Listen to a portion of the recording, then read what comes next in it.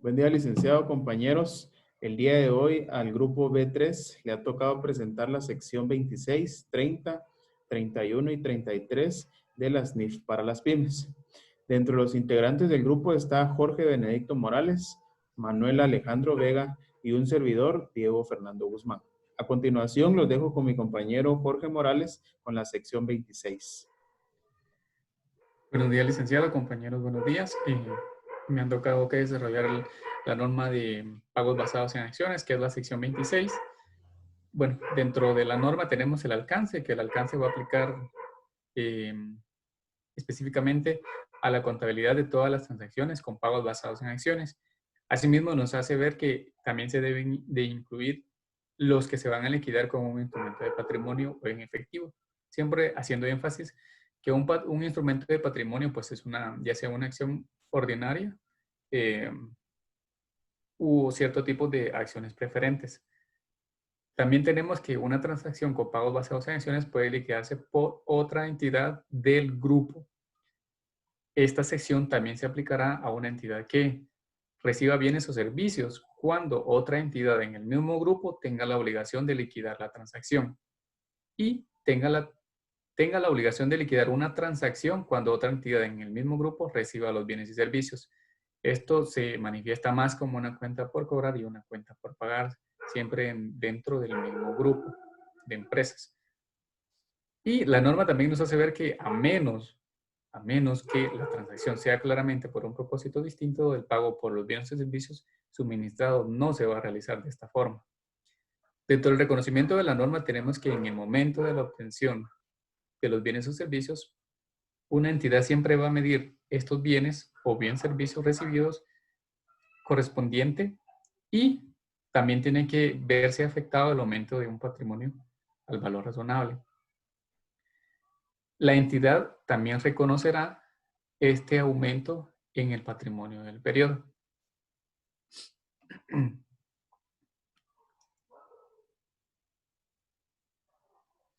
La norma nos indica que medirán las transacciones con pagos basados en acciones que se liquiden con instrumentos de patrimonio y dentro de esto tenemos que se va a realizar de acuerdo al principio de medición del valor razonable, que en este caso va a ser el precio de la transacción en el momento en el que está ocurriendo. También nos indica que para las transacciones con empleados el valor razonable se determinará en la fecha de concesión. Dentro de la norma también nos habla de las acciones. Las acciones, pues, una entidad medirá el valor razonable utilizando la siguiente jerarquía. Dentro de la jerarquía tenemos, como lo estipula la norma, ¿verdad?, que tiene que haber un precio de mercado observable para los instrumentos de patrimonio concedidos.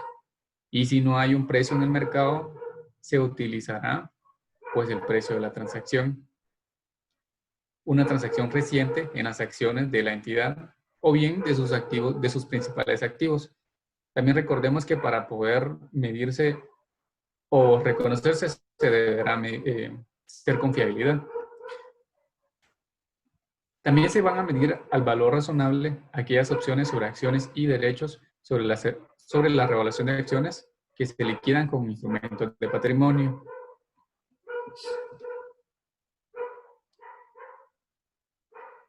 La entidad también contabilizará la cancelación, liquidación de los incentivos con pagos basados en acciones con instrumentos de patrimonio como una aceleración de consolidación de la concesión y, por lo tanto, reconocerá inmediatamente este importe. En otro caso, habría reconocido por los servicios reconocidos en el periodo en el que se está validando la información.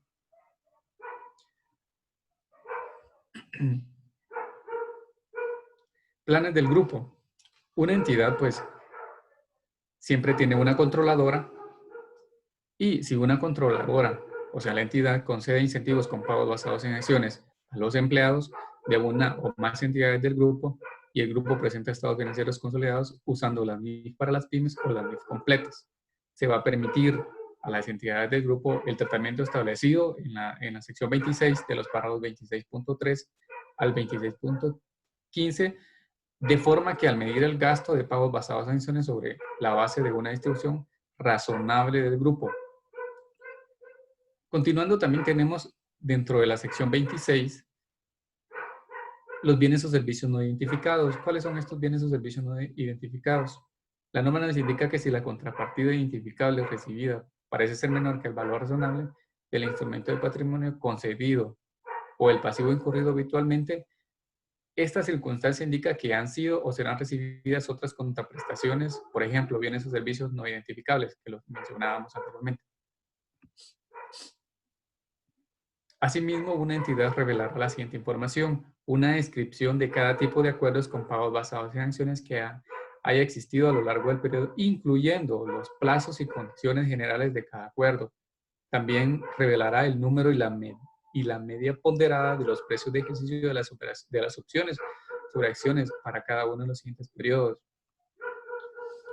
Y dentro de este número de la media ponderada, la norma nos hace ver que puede ser las existencias al comienzo del periodo, las concedidas durante el periodo y las anuladas durante el periodo. Esto siempre hablando en el término de acciones.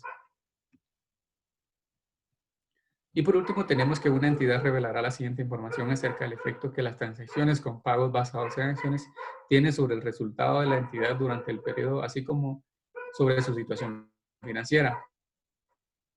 A, el gasto total reconocido en los resultados del periodo, y B, el importe total en libros al final del periodo para los pasivos que surgen de transacciones con pagos basados en acciones. Continúa mi compañero con la siguiente sección. Buen día, licenciados compañeros. Respecto a la sección 30, que es conversión de la moneda extranjera, pues sabemos que las empresas pueden tener actividad comercial en el extranjero, ¿verdad? Y utilizar para utilizar esta sección puede ser de dos formas distintas. Una puede ser por tener transacciones en moneda extranjera, o sea, compra y venta de bienes o servicios. También puede ser que tengan negocios en el extranjero. El alcance de esta sección pues nos establece cómo se deben incluir las transacciones que se den de una moneda a otra y los negocios que se tengan en el extranjero en los estados financieros, así como también cómo convertir los estados financieros a la moneda de presentación. Y por último, pues dentro del alcance también trata la forma de contabilizar los instrumentos financieros. ¿Qué es la moneda funcional? Pues la moneda funcional es la que una entidad utiliza para desarrollarse en su entorno económico, el entorno económico donde opera, ¿verdad? Y pues el entorno económico es en donde la empresa se mueve, donde la empresa genera su efectivo, realiza sus operaciones, ¿verdad? Y hay varios factores que nos pueden ayudar a determinar o a identificar cuál es la moneda funcional de la empresa. Uno de ellos pues es la moneda que determine los precios de compra y venta y la moneda del país que determine los precios. Otro de los factores pues puede ser la moneda que influye en los costos de mano de obra, la materia prima y los otros costos, ¿verdad? Puede ser que en una empresa aquí se trabaje más en el tema del dólar que el quetzal, entonces el dólar pues va a ser la moneda funcional, ¿verdad? Que en realidad son muy pocas empresas las que podrían hacer eso. Dentro de los factores, pues también tenemos que la moneda funcional puede ser la moneda en la que se generen las actividades de financiación, o sea, los préstamos que las entidades obtienen. La moneda también en la que se generen las actividades de operación. Dentro del reconocimiento inicial tenemos que una transacción que sea en moneda extranjera va a requerir ser liquidada en moneda extranjera, siempre y cuando la entidad compre o venda y el precio se determine en una moneda diferente a la moneda funcional. Cuando preste fondos y deba cancelar en una moneda extranjera. Y cuando tenga activos o pasivos en moneda extranjera. Para el reconocimiento de una entidad va a registrar sus movimientos aplicando la tasa de cambio entre la moneda funcional y la moneda extranjera que esté vigente en la fecha en que se realizó la transacción. La información al final de los periodos posteriores a los que se informa. Cuando finalice el periodo, la entidad debe convertir a la moneda funcional todas las partidas que haya generado en moneda extranjera y deberá aplicar la tasa de cambio que sea al cierre de cada periodo. También deberá convertir las partidas no monetarias que haya medido el costo histórico. Para esto va a aplicar la tasa de cambio a la fecha en que se realizó la transacción. Y por último va a convertir las partidas que se hayan medido al valor razonable. Las entidades pues pueden cambiar de moneda funcional, ¿verdad? Cuando así lo consideren necesario. Y deberán aplicar en forma prospectiva procedimientos y para hacerlo, y el efecto que se genere de este cambio se va a contabilizar de forma prospectiva. Es decir, que la empresa va a aplicar la nueva moneda a todas las partidas aplicando la tasa de cambio vigente en la fecha de modificación. Conversión a la moneda de presentación. Una entidad que decida presentar sus estados financieros en moneda que no sea la moneda funcional, tendrá que convertir todas sus partidas a la moneda que haya elegido para la presentación.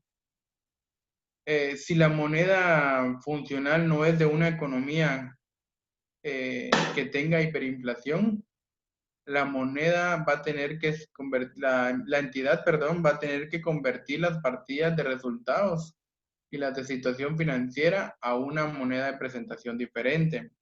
Y esto lo va a hacer de la siguiente manera. Los activos y los pasivos del estado de situación financiera los va a convertir utilizando la tasa de cambio al cierre. Los ingresos y gastos los va a convertir utilizando la tasa de la fecha de la transacción. Y las diferencias de cambio que se den las van a reconocer en el otro resultado integral y las van a presentar en un patrimonio. Y por último, si la moneda funcional no es de una economía que sea y que tenga hiperinflación, va a aplicar los procedimientos que se den en la sección 31. Para finalizar la sección tenemos la información a revelar. Dentro de esto, la entidad deberá revelar el valor de las diferencias de cambio reconocidas en el resultado del periodo, el valor de las diferencias de cambio que se reclasifiquen en el patrimonio y también la moneda de presentación de los estados financieros, cuando esto sea diferente a la moneda funcional. Y también deberá revelar las razones por cuales va a utilizar una moneda diferente. Continuando con la sección 31, que es hiperinflación. Dentro del alcance tenemos que esta sección abarca todas las entidades a las cuales su moneda funcional sea de una economía hiperinflacionaria. Y para determinar si una economía es hiperinflacionaria o no, pues la norma no determina una tasa específica. Y esto pues determinar si eso no lo debe hacer la entidad bajo sus propios juicios, tomando en cuenta algunos de los siguientes factores, ¿verdad? Primero, que si la población prefiere conservar sus riquezas en forma de activos no monetarios o en una moneda extranjera. También si la población utiliza como referencia los precios en moneda extranjera en lugar de la moneda local. Otro factor pues son los precios de compra y venta que compensan la pérdida del poder adquisitivo de la moneda. También están los intereses y salarios vinculados con el índice general de precios. Y también si la tasa de inflación que el país mantiene durante los 3 años anteriores pues es igual o supera el 100%. La unidad de medida de los estados financieros. Si una entidad presenta estados financieros en una moneda de una economía hiperinflacionaria, deberá expresar estos estados financieros en términos de la unidad de medida al final del periodo sobre el que informa. La reexpresión de estos estados financieros debe hacerse utilizando el índice general de precios, que refleje los cambios que se dan en el poder adquisitivo. En los procedimientos para reexpresar los estados financieros a costo histórico. En el caso de los estados de situación financiera, los valores de las partidas al final de cada periodo serán reexpresados aplicando el índice general de precios. Para las partidas no monetarias, estas no se verán reexpresar, ya que han sido expresadas en la unidad de medida al cierre, en la unidad de medida corriente al cierre del periodo. Y los activos y los pasivos, como por ejemplo los bonos y los préstamos, se tienen que ajustar y presentar con el valor reexpresado en el estado de situación financiera. Los activos y los pasivos que no son monetarios, que sean medidos a valor razonable o neto realizable, no es necesario que se reexpresen. La mayoría de los activos, por lo general, se registran al costo, si no es que al costo menos la depreciación, y se deben reexpresar a la fecha de adquisición. Para las partidas de propiedad, planta y equipo que se hayan revaluado, el valor en libros tendría que ser expresado desde la fecha de revaluación. Y los componentes del patrimonio, exceptuando las ganancias acumuladas y el superávit de revaluación, van a ser expresados utilizando el índice general de precios. Las partidas del estado de resultados y estados de flujos de efectivo se deben expresar de acuerdo a la unidad de medida corriente al final del periodo sobre el que se informa. Si la economía la moneda no es de una economía hiperinflacionaria, pues la entidad ya no va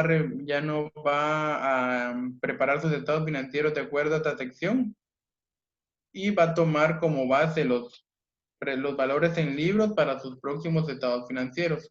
Por último, la información a revelar. La entidad debe informar que los estados financieros del periodo anterior fueron reexpresados para reflejar los cambios en el poder de adquisición en la moneda funcional. También debe revelar el índice general de precios y el valor de las ganancias o pérdidas de las partidas monetarias. Continuamos con el compañero Diego. Para hablar sobre la sección 33, sobre información a revelar sobre partes relacionadas, pues esta sección nos dice básicamente en su alcance que esta sección requiere que una entidad incluya en sus estados financieros la información a revelar que sea necesaria para llamar la atención sobre la posibilidad de que su situación financiera y su resultado del periodo puedan verse afectados y por qué afectados por la existencia de una parte relacionada. Para conocer un poco sobre parte relacionada, la sección nos habla específicamente de que si es un miembro clave de gerencia, deberá tomarse como una parte relacionada, o por ejemplo, si son miembros del mismo grupo, entonces están sobre el tema de una parte relacionada para la sección 33 de NIF para las pymes. Sobre la información a revelar de las relaciones de la controladora y subsidiaria, la sección nos dice que deberá evaluarse las relaciones entre la controladora y subsidiaria con independencia de que haya habido transacciones entre dichas partes relacionadas. Y una entidad pues revelará el nombre de su controladora y si fuera diferente, el de la parte controladora última del grupo. Esto lo que nos quiere decir es que toda la información debe estar revelada de forma correcta, tanto de la controladora como de la subsidiaria, y toda aquella relación que exista entre ambas partes. Con la información a revelar sobre las remuneraciones del personal clave de la gerencia, la sección 33 nos dice que el personal clave de la gerencia va a ser comprendido por las personas que tienen autoridad y responsabilidad para poder planificar, dirigir y controlar las actividades de la entidad, ya sea de forma directa o indirecta, ¿verdad? Incluyendo cualquier administrador u órgano de gobierno equivalente de esa entidad. Pues aquí está claro que cuando hablamos de personal clave de la gerencia, en muchas ocasiones pues nos referimos a lo que es la junta directiva, ¿verdad? Ahora, para hablar sobre la información a revelar sobre las transacciones entre partes relacionadas, la sección 33 nos divide en tres maneras. La primera es las transacciones entre una entidad y sus propietarios principales. La segunda es las transacciones entre una entidad y otra cuando ambas están bajo el control común de una sola entidad o persona. Y la tercera son aquellas transacciones entre una entidad o persona que controla la entidad y que informa que lleva a cabo los gastos directamente de esta. Estas serían las tres maneras en las cuales pues, se determinan las transacciones entre partes relacionadas. Y acá tenemos pues ejemplos sobre las transacciones que deberán revelarse y con esto pues para saber si una parte es relacionada. La primera es que exista compra o venta de bienes entre ellas, ¿verdad? Transacciones de compra y venta entre ellas. Luego están las compras o ventas de inmuebles y otros activos. Por tercero tenemos la prestación o recepción de servicios entre ellos, los arrendamientos, las transferencias de investigación y desarrollo y las transferencias en función de acuerdos sobre licencias. Asimismo, tenemos las transferencias realizadas en función de acuerdos de financiación y el otorgamiento de garantías colaterales, de las cuales pues, van a estar debidamente identificadas. Asimismo, podemos mencionar como ejemplo pues, la liquidación de pasivos en nombre de la entidad o por la entidad en nombre de un tercero. Y por último, pues la sección nos pone el ejemplo de la participación de una controladora o de una subsidiaria en un plan de beneficios definidos que comparten riesgo entre las entidades del grupo. Entonces, estos son ejemplos de transacciones que deberán revelarse si pues existe una relación entre una controladora y una parte relacionada. Y con esto estaríamos terminando nuestra presentación. Muchas gracias por su atención.